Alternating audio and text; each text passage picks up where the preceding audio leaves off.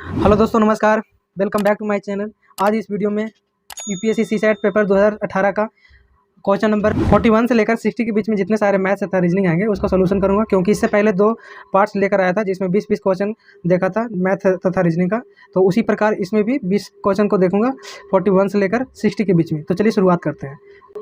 UPSC CSAT 2018 question number 41 to 60 क्या देखेंगे? Maths and reasoning. ठीक है जी। तो चलिए देखते हैं 41 नंबर क्वेश्चन में क्या है। जैसा कि आपको स्क्रीन पर दिख रहा होगा, 41 नंबर क्वेश्चन में है कि मैथ्स का क्वेश्चन है कि किसी भी परीक्षा में पास होने के लिए एक विद्यार्थी को 40% अंक चाहिए। यानी कोई भी विद्यार्थी को कितना अंक चाहिए? 40%। और वो मान लीजिए उसे 30 अंक मिलता है। वो लड़का कितना लाया है? विद्यार्थी कितना लाया है? 30 अंक। तथा वह 30 अंक से फेल हो जाता है, तो परीक्षा में अधिकतम अंक कितना है? यानी 100% पूछा है। अधिकतम मतलब 100%। ये बोल रहा है ना कि बच्चा जो है 30 मार्क्स लाया है। यदि 30 मार्क्स और लाता तो पास हो जाता। यानी 30 नंबर से फेल हुआ तो क्या करेंगे? 30, यानी ये पासिंग मार्क्स आ गया, ये पासिंग परसेंटेज आया, यानी दोनों इक्वल होंगे। अब 100% पूछ दिया है तो 100% इज इक्वल टू हो जाएगा 60/40 मल्टीपल 100। इसको करेंगे तो 25 छका 150, यानी 150 फुल मार्क्स होंगे। अब चलते हैं 42 में क्या है? ग्रीन दिख रहा है? दिखेगा। 42 में है कि हॉकी खेलने के लिए 19 लड़के हैं। टोटल कितने लड़के हैं? टोटल लड़के हैं 19, जिसमें से उनमें से 11 हॉकी कमीज पहने हुए हैं, शर्ट जो हैं 11 पहने हुए हैं, और 14 हॉकी पैंट पहने हुए हैं। यानी पैंट कितने पहने हुए हैं? 14।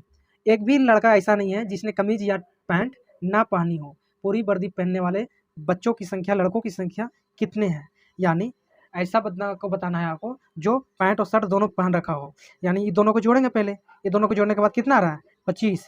यानी टोटल हैं 19 और टोटल यहाँ पे कितना आ रहा है? 25। कितना एक्स्ट्रा आ रहा है? 6। यानी 6 लड़के ऐसे होंगे जो दोनों पहन रखे होंगे। यानी इसको वेन डायग्राम से हम यदि समझाना चाहें तो ये 6 यहाँ होगा। 6, 11 में से 6 माइनस कर दीजिए 5, और 14 में से 6 कीजिएगा तो 8। यानी तीनों का ऐड करेंगे तो 19 आएगा। यानी इससे प्रश्न होगा, ये शर्ट हो गया, ये पैंट हो गया। यदि पूछता केवल शर्ट पूछता तो 5 कहलाता। ये केवल है, ये दोनों है, ये केवल पैंट है। ये 3 प्रश्न इसे पूछे जा सकते थे, लेकिन पूछा है कि दोनों, यानी पैंट और शर्ट। तो आंसर क्या हो जाएगा? सी, ऑप्शन नंबर सी। अब चलते हैं अगला क्वेश्चन। एक पैराग्राफ है, उसमें बताया गया है, क्या बताया गया है कि ABCD छात्र हैं, 4 छात्र हैं। वह चारों विभिन्न शहरों में पढ़ते हैं और विभिन्न उनका स्ट्रीम है, विभिन्न कॉलेज में पढ़ते हैं और विभिन्न राज्य में पढ़ते हैं। तो कुछ प्रश्न दिए हुए हैं, यानी 43 से लेकर के 48 के बीच में हैं। 1 2 3 4 5 6 क्वेश्चन हैं टोटल। तो ये 6 क्वेश्चन को बनाने के लिए आपको पहले इसको जो है ना प्रॉब्लम, उसको सॉल्व करना पड़ेगा, कंडीशन। तो क्या करेंगे? यहाँ पे लिख देंगे छात्र हैं, और क्या है? शहर, कौन शहर से बिलोंग करते हैं, स्ट्रीम, उन्होंने क्या स्ट्रीम ले रखा है, और उसके बाद लिखेंगे राज्य, कौन कौन राज्य से आए हैं। तो चलिए लिखते हैं। पहले छात्र नाम लिख देते हैं, ABCD हैं, ABCD, 4 छात्र हैं। लेकिन कंडीशन के अनुसार लिखते तो सही रहता। चलो कोई नहीं, एक लिखा हूँ यहाँ पे। चलिए अब कंडीशन पढ़ते हैं। पहला कंडीशन है कि डी जो है से असम में पढ़ता है। डी कहाँ पढ़ता है? ये डी जो है असम में पढ़ता है, असम। ठीक है। और दूसरा कंडीशन है आर्ट्स कॉलेज शहर एस में पढ़ता है। आर्ट्स वाला शहर जो है एस में पढ़ता है। आर्ट्स लिख देते हैं, लेकिन ये कन्फ्यूजन हो जाएगा ना, इसलिए इसको अभी नहीं लिखेंगे। आर्ट्स वाला शहर एस में पढ़ता है। यहाँ आर्ट्स लिखाएगा, शहर एस लिखाएगा, जो राजस्थान में स्थित है, राजस्थान। ठीक है। अब अगला है कंडीशन, ए कॉमर्स कॉलेज में पढ़ता है। ए जो है से क्या पढ़ता है? कॉमर्स कॉलेज में। यहाँ पे डी होगा जी, इसको नहीं है, ये डी कहलाएगा। ये 2 खाली होंगे, ये तीनों फुलफिल हो गया, ये पता नहीं है। अब कह रहा है कि ए जो है कॉमर्स कॉलेज में पढ़ता है, कॉमर्स। ठीक है, ये 2 खाली हैं। अब आगे देखते हैं, बी शहर क्यू में पढ़ता है। बी जो है शहर क्यू में पढ़ता है, मान लेते हैं यहाँ बी लिख देते हैं, और शहर क्यू में पढ़ता है। अब क्या क्या पढ़ता है नहीं मालूम। कहाँ से है नहीं मालूम। साइंस कॉलेज केरल में स्थित है, साइंस जो है से केरल में स्थित है। अब यहाँ पे कंडीशन समझिएगा, बोल रहा है ना कि साइंस भी है जो केरल में है, ये जब भी होंगे तो दोनों एक ही जगह होंगे, साइंस भी और केरल भी। और दोनों खाली कहाँ कहाँ है, यहाँ नहीं है, यहाँ कॉमर्स है तो एक खाली राज्य है, ये दोनों खाली यहाँ पे है। असम यहाँ फुलफिल है, यहाँ पे नहीं होगा, इसलिए ये दोनों जब भी फुलफिल होंगे तो यहाँ पे साइंस जो है से केरल से है। अब ये चारों फुलफिल हो गया, अब यहाँ पे 2 फुलफिल हो गए, ए भी हो गया, बी भी हो गया, डी भी हो गया, तो क्या बच गया सी, यानी सी यहाँ पे हो जाएगा। ये चारों फुलफिल, ये चारों फुलफिल, अब बच गया इन लोग। अब ये 3 हो गया तो क्या बचा यहाँ पे इंजीनियर, ठीक है। यहाँ पे 3 फुलफिल हो गया तो एक और बचा, क्या बचा गुजरात। अब यहाँ पे देखिए ये दोनों कन्फ्यूजन है कि यहाँ पे पी होगा कि आर होगा। चलिए अब क्वेश्चन पढ़ते हैं, शायद इससे क्वेश्चन ना हो। यहाँ पे पी और क्यू दोनों हो सकता है, पी यू आर, और यहाँ पे पी और आर हो सकता है, क्योंकि कंडीशन में इसकी चर्चा नहीं किया गया है। तो चलिए अब हम सॉल्यूशन करते हैं कि क्या होगा इसका आंसर इसके बेस्ट पे, ठीक है जी। पहला प्रश्न है 43 में, ए पढ़ रहा है, ए कहाँ पढ़ रहा है, कौन सा राज्य में, ए जो है ना गुजरात में पढ़ रहा है। कहाँ पढ़ रहा है, गुजरात में। अब है 44 में, 44 में साइंस कॉलेज स्थित है, साइंस कॉलेज कहाँ स्थित है, केरल में। सर पूछा है ना, तक से हर क्यू हो जाएगा, क्यू आंसर। फिर है 45 में, सी पढ़ रहा है, कौन सा राज्य में, सी है ऊपर, राजस्थान, इसका आंसर क्या होगा राजस्थान। 46 में है कि कथनों में से कौन सा सही है, पहला ऑप्शन डी शहर एस में नहीं पढ़ रहा है, डी शहर एस में नहीं पढ़ रहा है, बिल्कुल सही। जब पहले सही मिल रहा है तो आगे जाने की जरूरत नहीं है, ऑप्शन नंबर ए। अब चलते हैं 47 नंबर, इंजीनियरिंग कॉलेज के संबंध में निम्नलिखित में से कौन सा कथन सही है। इंजीनियरिंग कॉलेज कहाँ पे है, ये रहा, ये जो है असम से बिलोंग करता है और डी शहर में पढ़ता है। पहला ऑप्शन सी वहाँ पढ़ रहा है, सी वहाँ नहीं पढ़ रहा, सी तो पढ़ रहा है आर्ट्स में। बी वहाँ पढ़ रहा है, बी भी नहीं पढ़ रहा है क्योंकि वो साइंस में पढ़ रहा है। फिर क्या है भाई, ए केरल में पढ़ रहा है, नहीं नहीं हम कहाँ पढ़ने लगे, यह गुजरात में स्थित है, नहीं ये तो कहाँ से है, इंजीनियरिंग असम से है। डी वहाँ पढ़ रहा है, हाँ डी कहाँ पढ़ रहा है, इंजीनियरिंग कॉलेज में, ऑप्शन नंबर डी आंसर होगा। निम्नलिखित कथनों में से कौन सा एक सही है, ऑप्शन नंबर ए में क्या है, इंजीनियरिंग कॉलेज असम में स्थित है, हाँ बिल्कुल सही, अभी जस्ट पढ़ा। ये रहा 6 क्वेश्चन, कितना इजी था। अब चलते हैं आगे क्वेश्चन। 57 में क्वेश्चन है, कोई दुकानदार किसी वस्तु को 40 रुपये में बेचकर 1% लाभ कमाता है, यानी सीपी कितना है जी, सॉरी एसपी है ना, एसपी कितना है 40 रुपया, और कितना लाभ कमाता है, प्रॉफिट कितना कमा रहा है 1%। दूसरा कंडीशन दिया है कि यदि वह उसे 20 रुपये में बेचता, यानी दूसरा एसपी है 20 रुपया, तो क्या होता, लॉस होता, कितना होता, उतना ही लॉस होता जितना इसमें बेनिफिट होता, प्रॉफिट होता। तो आगे पढ़ते हैं, तो उस वस्तु का सीपी क्या होगा, सीपी वाट, ठीक है। इसका 2 तरीका से समझेंगे, एक है कि ट्रिकी यानी जल्दी कैसे बनाएं, एक है बेसिक यानी ट्रेडिशनल मेथड, ठीक है जी। बेसिक पहले समझते हैं, इसको समझने के लिए आपको क्या करना पड़ेगा, सीपी का फॉर्मूला होता है एसपी 100/100 प्लस पी या माइनस एल, ये होता है, ठीक है फॉर्मूला।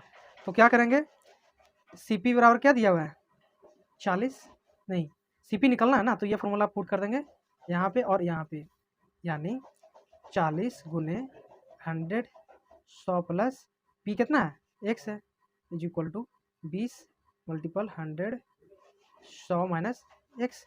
अब ये दोनों को सॉल्व कीजिए, क्या हो जाएगा, 2 टाइम्स 100 100 से ख़त्म हो गया, क्या हो गया, इधर चला गया तो 200 minus 2x is equal to, ये यहाँ गया तो 100 प्लस x, अब ये इधर गया तो 100 is equal to 3x, x is equal to 100/3।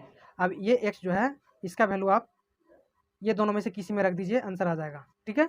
लेकिन ये बहुत लॉन्ग जाएगा, इसे नहीं समझना, ट्रिकी समझना, ट्रिकी क्या है इसका भाई, तो ये बनेगा बाय ऑप्शन मेथड। एक होता है कि कोई क्वेश्चन जो होते हैं ना, कुछ क्वेश्चन जो ऑप्शन से ही बनते हैं आसान तरीका से। तो चलिए ऑप्शन देखते हैं, पहला ऑप्शन है 10 कि उसका क्रय क्या होगा 10। तो देखिए यदि 10 रुपये में खरीदेंगे और 40 रुपये में बेचेंगे तो बेनिफिट होगा, लेकिन 20 रुपये में बेचेंगे तो बेनिफिट ही होगा, क्योंकि 10 से बड़ा है ना, और यहाँ पे इसको लॉस करवाना है, तो लॉस करवाने के लिए इससे कम होना चाहिए सीपी, ठीक है। और ऑप्शन में मात्र सी में दिया हुआ है इससे ज़्यादा होना चाहिए, 30 होना चाहिए, यानी इससे छोटा और इससे बड़ा होना चाहिए सीपी। तो ऑप्शन नंबर सी में सिर्फ 30 रुपया है ना, इसलिए ऑप्शन नंबर सी होगा। डी क्यों नहीं होगा भाई? तो डी में 40 रुपया है, जब 40 रुपये में खरीदेगा और 40 रुपये में बेच देगा तो उसको प्रॉफिट कैसे होगा? नहीं होगा ना, इसलिए ऑप्शन नंबर सी होगा। कितना आसान तरीका से बन गया, यदि बेसिक बनाते हैं तो नहीं जल्दी बनता, इसलिए क्वेश्चन पर डिपेंड करेगा कि किसको कैसे हैंडल करना है। तो चलिए अब चलते हैं अगला question, 58 number question. 58 number question में है कि एक वृत्त दिया हुआ है जो 24 बिंदु पर समान दूरी पर बिंदु है। मान लेते हैं ये सर्कल है और 24 जगह पे क्या दिया हुआ है, 24 जगह पे पॉइंट दिया हुआ है इक्वल डिस्टेंस पे। तो आपको बताना है कि 3 बिंदु को मिलाकर एक ट्रायंगल बनाना है, समबाहु त्रिभुज बनाना है, यानी यहाँ से और यहाँ से ऐसे इस टाइप से। तो कितने ट्रायंगल बनेंगे? तो आपको पता होना चाहिए कि ये जो ट्रायंगल बनेगा 24 है ना टोटल, तो ये पॉइंट जो है ना, पॉइंट 3 भाग में बढ़ जाएगा और तीनों इक्वल भाग में बांटेंगे। तो 24 को 3 भाग में आप बांटेंगे तो 8, यानी यहाँ से लेकर यहाँ तक 8 पॉइंट आएंगे, और 8 पॉइंट आएंगे तो 8 डिफरेंट ट्रायंगल बनेंगे, इसलिए इसका आंसर क्या हो जाएगा 8 ट्रायंगल बनेंगे। बहुत सिंपल सा क्वेश्चन। अब चलते हैं हम 59 नंबर क्वेश्चन। 59 नंबर क्वेश्चन में है कैलेंडर से क्वेश्चन है। आपको ये दिख रहा होगा प्रश्न में कि 4, 12, 95 इस टाइप का है, लेकिन मैं ऐसे लिखूंगा ताकि समझने में आसान पड़ेगा। अब है 1, 1, 96, फिर है 29, 1, 96, फिर है 26, 2, 96। अब बोला कि यहाँ क्या होगा। अब आपको ये समझना है कि ये जो है कैलेंडर से है क्वेश्चन, इसमें क्या किया गया है कि इसके बाद ये लिखा गया, इसके बाद ये, इसके बाद ये, इसके बाद ये। तो क्या है ये, मतलब दोनों को डिफरेंट करेंगे, दोनों में क्या अंतर है। तो यहाँ देखिए 4 दिसंबर से लेकर के 1 जनवरी के बीच में कितने दिन होंगे। दिसंबर जो होता है से 31 दिन का होता है, यानी 4 और 31 कितने बीच में हो गए दिन, हो गए हैं 27, और एक ये 28, ये दोनों के बीच में कितने दिन 28। अब यहाँ देखिए 96 जो है जनवरी भी 31 दिन का होता है, तो 1 से लेकर के 29 जनवरी तक कितने हो गए 28 दिन। अब यहाँ पे देखिए जनवरी 2 दिन यहाँ, और ये भी 28, तो क्या करेंगे 28 यहाँ भी बढ़ा देंगे। तो यहाँ बढ़ाने के लिए आपको ये ध्यान रखना चाहिए, सबसे यही मेन पॉइंट है ये क्वेश्चन को गलत करने का, कि ये 96 है, ये 96 जो है लीप ईयर है। लीप ईयर में फरवरी जो होता है 29 डेज का होता है, इसलिए ये फरवरी मंथ में 26 की जगह पे 3 दिन यहाँ हो गया और 25 दिन मार्च में हो जाएगा। जनवरी फरवरी मार्च, यानी 25 दिन मार्च में और 3 दिन फरवरी में, 25 मार्च 1996 इसका करेक्ट आंसर होगा। ठीक है, इतना समझाने की जरूरत नहीं था, लेकिन मैं सोचा इसको डिटेल में समझा दूँ। चलिए अगला देखते हैं। अब है 60 नंबर क्वेश्चन। 60 नंबर क्वेश्चन में है कि 5 सेंटीमीटर विकर्ण का एक आयत, मतलब है एक आयत है, ठीक है, जिसकी 5 सेंटीमीटर, ये नहीं है 5 सेंटीमीटर विकर्ण है। ठीक है, अब आगे देखते हैं 5 सेंटीमीटर है। आगे क्या बोला है भाई, 12 भागों में काटा गया है, जो 3 पंक्ति इधर से और 4 पंक्ति इधर से, यानी इधर से 3 और इधर से 1, 2, 3, 4, जो भी है 4 भाग में हो गया। तो आपको पता होना चाहिए जब 4 भाग में हो गया, लेकिन इसमें यदि आप बेसिक जाएंगे ना तो बहुत लॉन्ग जाएगा, बहुत ये रहेगा। लेकिन मैं आपको ट्रिक ही समझाता हूँ कि यदि आपने पाइथागोरस ट्रिपलेट पढ़ा होगा तो उसमें एक होता है कि 5, 4, 3 जो है पाइथागोरस ट्रिपलेट बनाते हैं। 5 जो होता है विकर्ण होता है, और ये दोनों लंब और कर्ण होते हैं, लंब और आधार होते हैं। तो ये है 5, तो ये हो जाएगा 4, ये हो जाएगा 3, क्योंकि लंबाई है ना इसलिए 4 इसको रखना पड़ेगा, ये 3। अब देखिए ये 5 सेंटीमीटर, ये 4 सेंटीमीटर, ये 3 सेंटीमीटर, ये 4 भाग में है तो 1-1 सेंटीमीटर का हो जाएगा। या 3 भाग में है तो ये भी 1-1 सेंटीमीटर हो जाएगा, क्योंकि वर्ग है ना। अब 1 सेंटीमीटर इधर, 1 सेंटीमीटर इधर, इसका क्षेत्रफल निकालेंगे तो क्या होगा 1 × 1 = 1 सेंटीमीटर स्क्वायर। यही आंसर ऑप्शन नंबर सी। ठीक है जी, ये रहा आपको 60 का क्वेश्चन। बहुत ही आसान क्वेश्चन थे।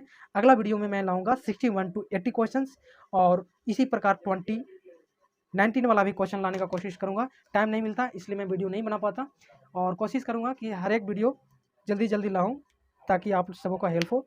यदि ये वीडियो पसंद आया हो तो आप हमारे चैनल को सब्सक्राइब करें तथा दोस्तों के साथ शेयर करें।